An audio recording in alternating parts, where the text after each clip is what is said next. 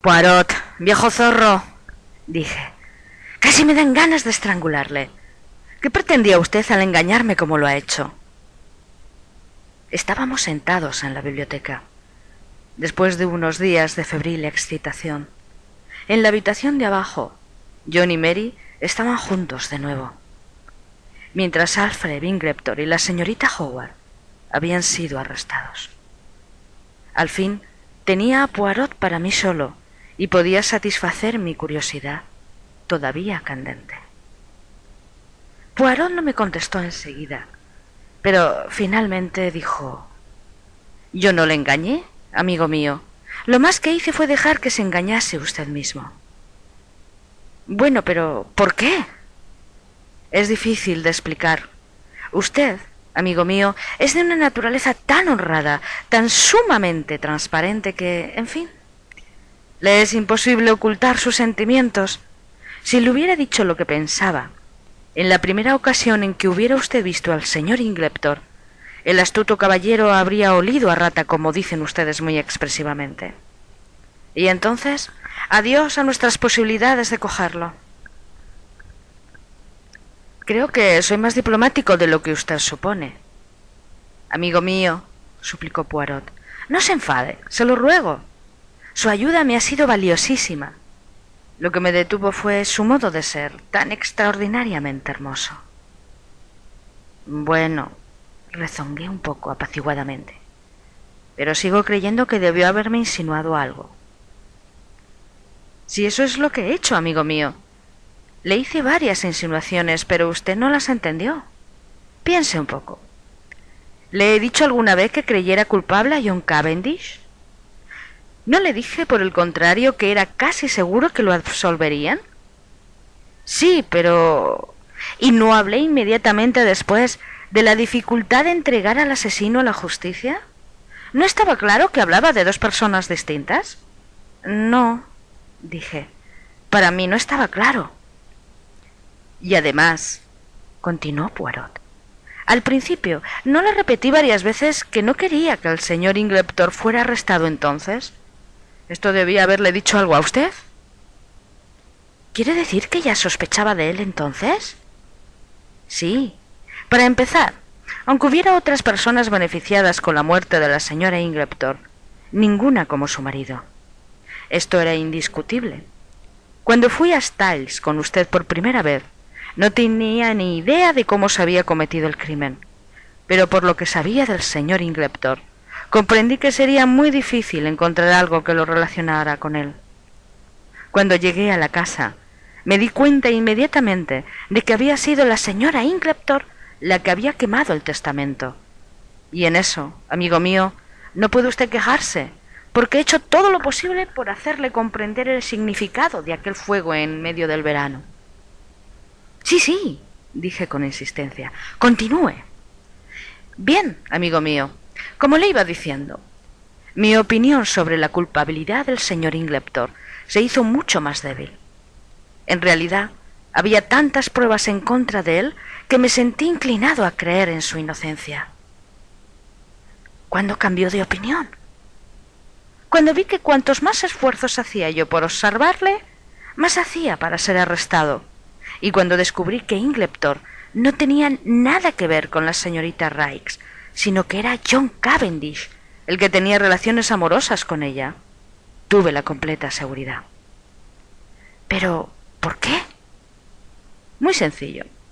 Si hubiera sido Ingleptor el que estaba interesado por la señora Raikes, su silencio sería comprensible.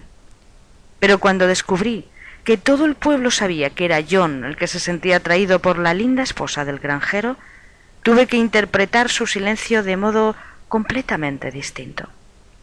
Era estúpido pretender que tenía miedo al escándalo, pues no podía relacionársele con ningún escándalo. Esa actitud suya me hizo devanarme los sesos, y lentamente llegué a la conclusión de que Alfred Ingleptor quería ser arrestado. Bien, desde aquel mismo momento yo deseé igualmente que no fuera arrestado. Un momento. No veo por qué quería ser arrestado, Porque, amigo mío, según la ley de su país, un hombre que ha sido absuelto no puede volver a ser juzgado por el mismo delito. ¡Ajá! Era una idea magnífica. Desde luego, es un hombre de método. Fíjese, sabía que era seguro que se sospecharía de él, y concibió la idea, extraordinariamente inteligente, de preparar un montón de pruebas en contra de sí mismo. Quería que se sospechara de él. Quería ser arrestado. Entonces presentaría su perfecta coartada y libre para toda la vida. Pero todavía no veo cómo pudo probar su coartada y estar en la farmacia. Poirot me miró sorprendido. ¿Es posible? Pobre amigo mío. ¿No sabía usted que fue la señorita Howard la que compró estricnina en la farmacia? ¿La señorita Howard? Pues claro. ¿Quién si no? Para ella fue facilísimo. Tiene buena estructura. Su voz es profunda y varonil. Además, recuérdelo, ella e Ingleptor son primos y hay un parecido innegable entre los dos, especialmente en su modo de andar y en sus movimientos. Era sencillísimo. Son una pareja inteligente. Todavía no veo muy claro lo del bromuro.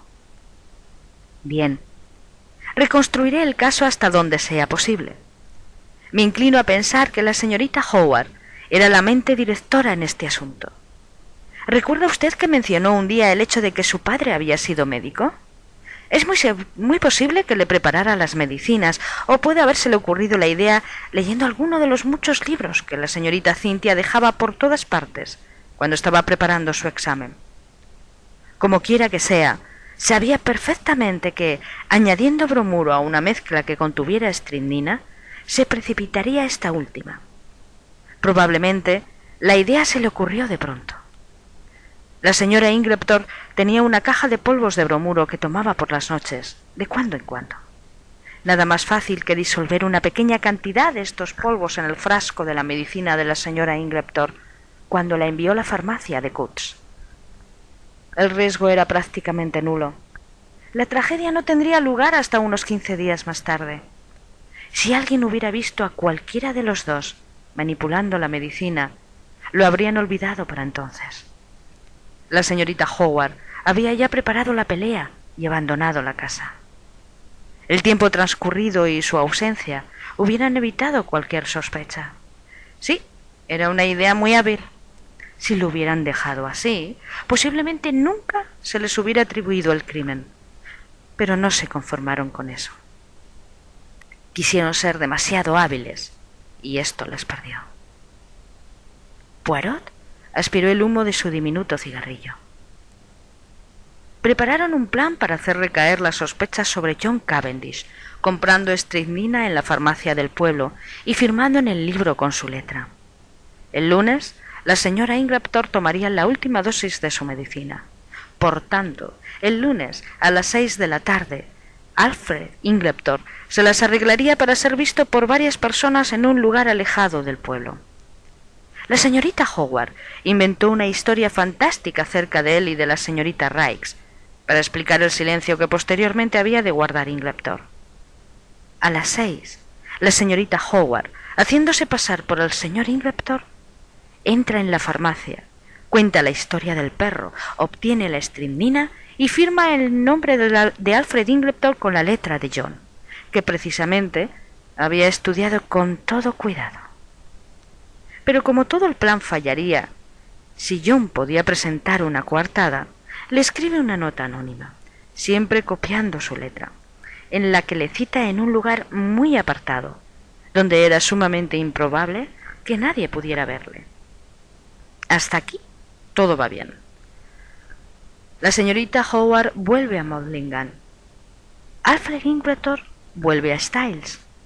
Nada puede comprometerle, ya que es la señorita Howard quien tiene la estricnina que, por otra parte, solo utilizará para hacer recaer la sospecha sobre John Cavendish. La señora Ingleptor no toma la medicina aquella noche. La campanilla estropeada, la ausencia de Cynthia, preparada por Ingleptor a través de su esposa, todo en vano. Y ahora es cuando él comete su equivocación. La señora Ingleptor está ausente y su marido se sienta a escribir a su cómplice, a la que supone presa de pánico por el fracaso del plan. Es posible que la señora Ingleptor haya regresado antes de lo que él esperaba. Al ser sorprendido, Ingleptor cierra con llave su buró, un poco atrullado. Teme que si sigue en el cuarto tenga que abrir de nuevo el mueble y que la señora Ingleptor pueda ver la cara antes de que él la retire.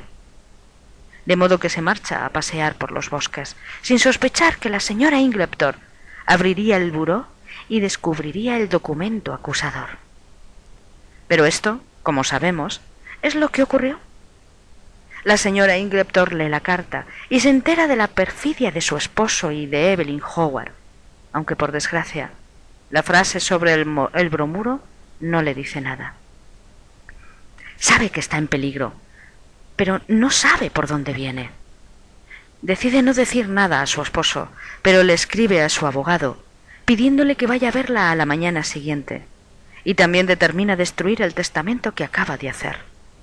La señora Ingleptor guarda la carta fatal. Entonces, ¿fue para encontrar la carta por lo que su marido forzó la cerradura de la caja de documentos? Sí, y por el tremendo riesgo que corrió, vemos que se daba perfecta cuenta de su importancia. Con excepción de aquella carta, nada lo relacionaba con el crimen. Hay una cosa que no comprendo. ¿Por qué no la destruyó enseguida que la tuvo en su poder? Porque no se atrevió a correr el mayor riesgo de todos, conservarla en su persona. No comprendo. Considérelo desde su punto de vista. He descubierto que solo tuvo 5 minutos durante los cuales pudo coger la carta. Los 5 minutos inmediatamente anteriores a nuestra llegada a la escena, porque antes Annie estaba barriendo la escalera y hubiera visto a cualquiera que se dirigiera al ala derecha. Figúrese usted la escena. Entra en la habitación abriendo la puerta con otra de las llaves. Todas eran parecidas. Se precipita sobre la caja morada que está cerrada y no encuentra las llaves. Es un golpe terrible para él, porque no puede ocultar su presencia en el cuarto como esperaba. Pero comprende que hay que jugarse el todo por el todo, con tal de conseguir la maldita prueba.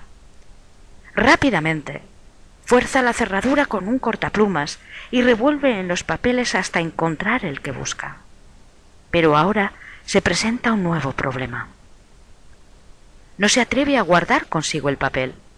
Puede ser visto al dejar la habitación. Puede que lo registren. Si le encuentra el papel encima, su perdición es segura. Probablemente, en este momento, oye al señor Wells y a John que salen del boudoir. Tiene que actuar rápidamente.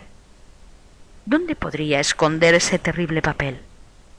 El contenido del cesto de los papeles es conservado, y de todos modos lo examinarán. No hay miedo de destruirlo, y no se atreve a llevarlo encima. Mira a su alrededor y ve... ¿Qué cree usted que ve? Moví negativamente la cabeza.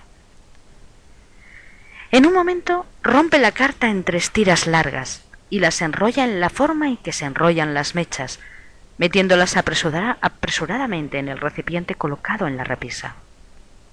Lancé una exclamación. A nadie se le hubiera ocurrido mirar allí, continuó Poirot, y podía haber vuelto, sin prisas, a destruir esta única prueba que existía contra él. Entonces, ¿estuvo todo el tiempo en el recipiente de las mechas del cuarto de la señora Ingleptor delante de nuestras narices? Exclamé. Poirot asintió.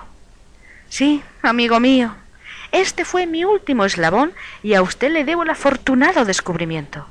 ¿A mí? Sí. ¿Recuerda que me dijo que mis manos temblaban mientras ordenaba los objetos de la repisa?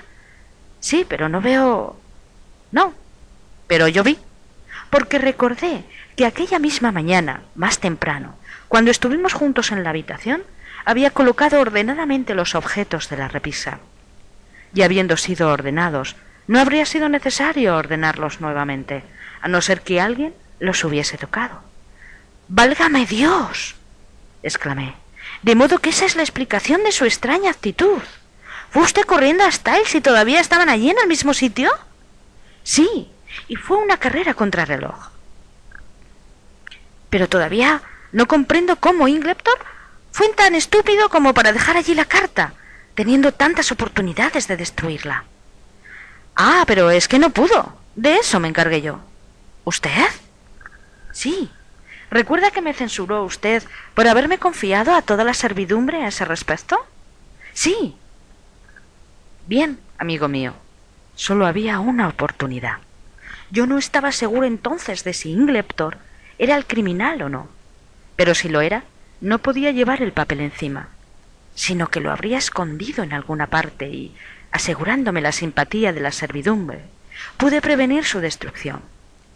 Ingleptor era ya sospechoso, y dando publicidad al asunto, conseguí la ayuda de unos 10 detectives aficionados que le vigilarían sin cesar.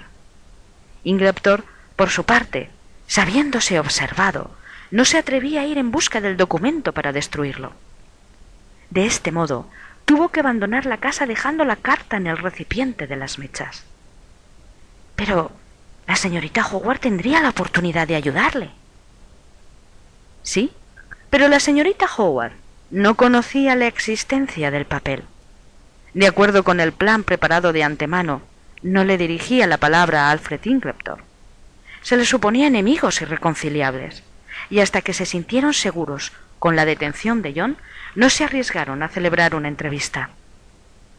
Naturalmente, yo vigilaba al señor Ingleptor, esperando que, tarde o temprano, acabaría conduciéndome al lugar del escondite.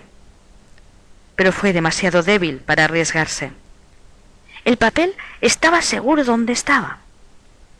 No habiéndosele ocurrido a nadie mirar allí en la primera semana, no era probable que lo hiciera después. A no ser por su afortunada observación, quizá nunca hubiéramos podido entregarlo a la justicia.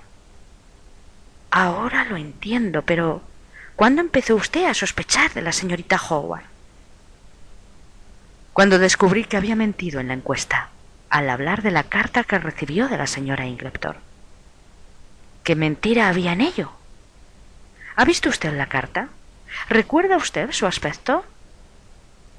Sí, más o menos. Recordará usted entonces que la señora Ingleptor tenía una escritura muy característica y que dejaba amplios espacios entre las palabras. Pero mirando la fecha de la carta, se ve que el 1 de julio es completamente distinto. ¿Comprende lo que quiero decir? No comprendo, confesé. ¿No ve usted que la carta no fue escrita el 17 de julio, sino el 7, el día siguiente de la marcha de la señorita Howard? El 1 fue puesto delante del 7 para convertirlo en 17. ¿Pero por qué? Eso es precisamente lo que yo me pregunté. ¿Por qué la señorita Howard suprime la carta escrita el 7 y muestra esta otra? Porque no quiere enseñar la del 7. ¿Pero por qué? Y entonces empecé a sospechar. Recordará que le dije que es conveniente desconfiar de quienes no dicen la verdad. Y, sin embargo, exclamé con indignación, después de eso me dio usted 2 razones por las que la señorita Howard no podía haber cometido el crimen. Y razones de peso, replicó Poirot, como que durante mucho tiempo me indujeron a error hasta que recordé un hecho muy significativo, que ella y Alfred Ingleptor eran primos. Ella no podía haber cometido el crimen por sí sola, pero no había razón que le impidiera ser cómplice. Y además, aquel odio suyo tan apasionado ocultaba un sentimiento muy diferente. No cabe duda de que les unía un lazo de pasión mucho antes de que él se presentara en Styles. Habían organizado ya un infame complot. Él se casaría con aquella señora rica, pero de poca cabeza. La induciría a hacer un testamento dejándole a él el dinero y alcanzarían sus fines por medio de un asesinato planeado con gran habilidad. Si todo hubiera salido como suponían, seguramente a estas horas habrían dejado Inglaterra y vivirían juntos con el dinero de su pobre víctima. Son una pareja muy astuta y sin escrúpulos, de ninguna clase. Mientras las sospechas se dirigían hacia él, ella pudo hacer tranquilamente toda clase de preparativos para un denouement completamente diferente. llega de Midlingham con todas las cosas comprometedoras en su poder. Nadie sospecha de ella. Nadie se fija en sus idas y venidas por la casa. Esconde la estricnina y las gafas en el cuarto de John. Guarda la barba en el desván.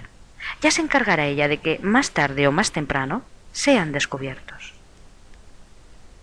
No comprendo por qué trataron de hacer recaer la culpa sobre John, observé. Hubiera sido mucho más fácil atribuir el crimen a Lawrence. Sí, pero eso fue pura casualidad. Todas las pruebas contra Lawrence surgieron accidentalmente. En realidad, esto debe haber molestado bastante a los dos cómplices. Lawrence estuvo afortunado, observé pensativo. ¿Sí? Ya habrá captado usted lo que había tras todo ello. No. ¿No comprendió usted que creía a la señorita Cynthia culpable del crimen? ¡No!, exclamé atónito. ¡Imposible! En absoluto. Yo mismo tuve la misma idea. La tenía en la cabeza cuando le hice al señor Wells aquella pregunta sobre el testamento. Estaban, además, los polvos de bromuro que ella había preparado, y lo bien que interpretaba los papeles masculinos, según nos contó Dorcas.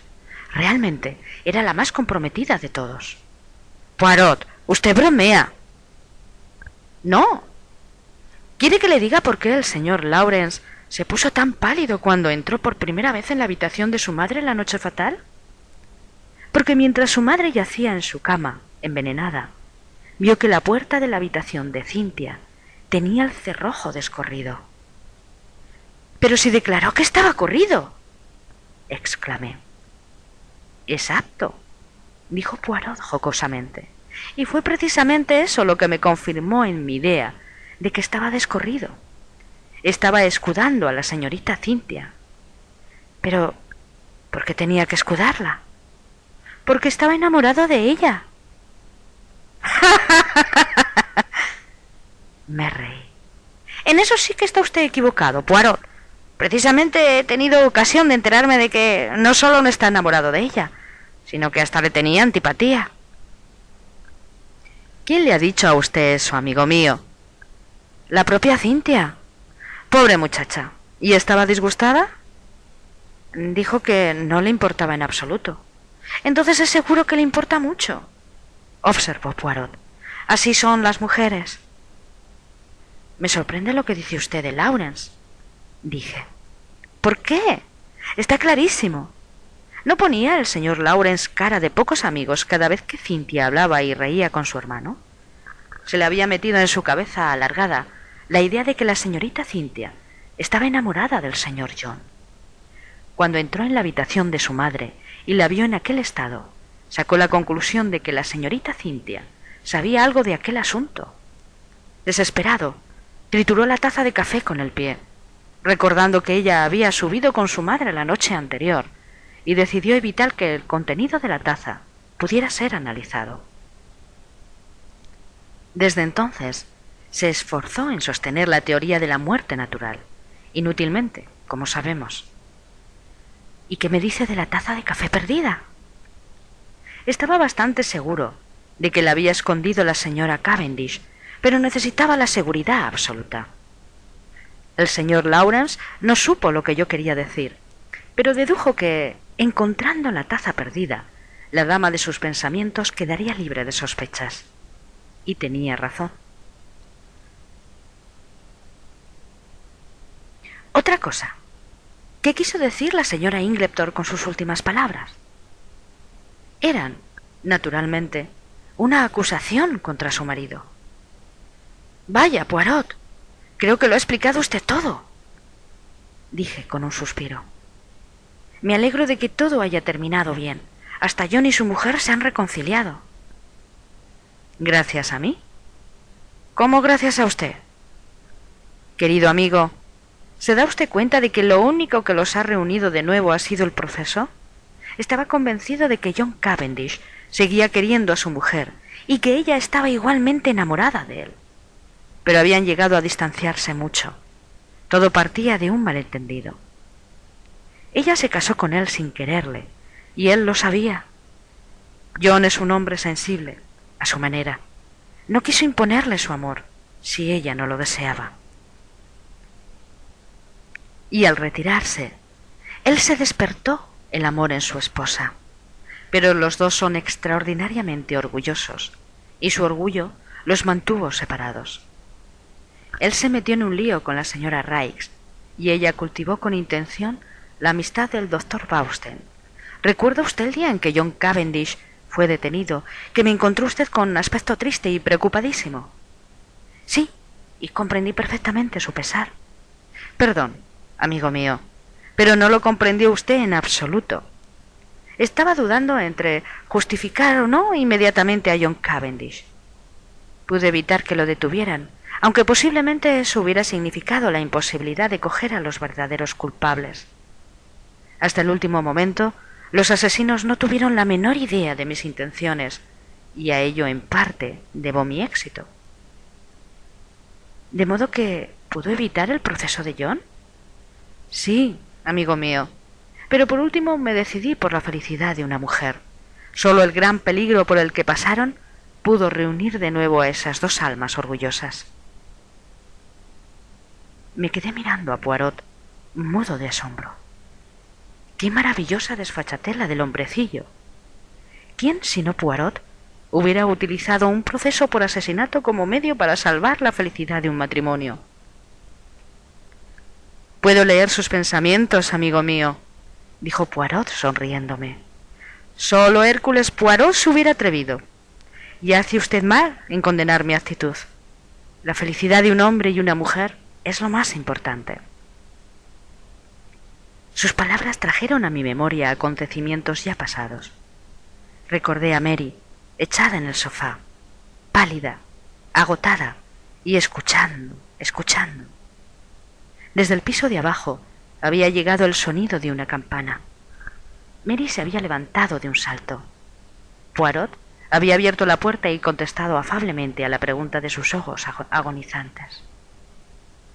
Sí, señora, dijo, se lo traigo. Se había apartado a un lado, y yo, saliendo de la habitación, vi el gesto de Mary cuando su marido la estrechaba entre sus brazos.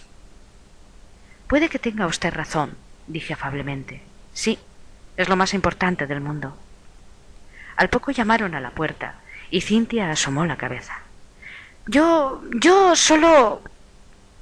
Pase, dije levantándome de un salto. Entró, pero no quiso sentarse. Yo solo quería decirles una cosa. ¿Qué cosa? Cynthia jugó nerviosamente durante unos segundos con una borla que adornaba su vestido y súbitamente, exclamando: «¡Cuánto les quiero!», me besó a mí primero, después a Poirot, y se precipitó fuera de su cuarto. «¿Qué quiere decir todo esto?», dije sorprendido. Había sido muy agradable el ser besado por Cynthia, pero la publicidad casi estropeó el placer de aquel beso. «Quiere decir que ha descubierto que no es el señor Lawrence tan desagradable como pensaba», replicó Poirot. «Pero... ¿a qué viene él?». Lawrence pasaba entonces por delante de la puerta. Señor Lawrence!, llamó Poirot. «Tenemos que darle la enhorabuena, ¿no es así?». Lawrence enrojeció y sonrió con torpeza. Un hombre enamorado es un espectáculo lamentable. Cynthia, en cambio, había sido encantadora. «Ay», suspiré. «¿Qué pasa, amigo mío?». «Nada», dije tristemente. «Son encantadoras las dos». «Y ninguna de las dos es para usted, ¿no es eso?», terminó Poirot. «No importa. Consúlese, amigo mío. Puede que volvamos a trabajar juntos. ¿Quién sabe? Y entonces...».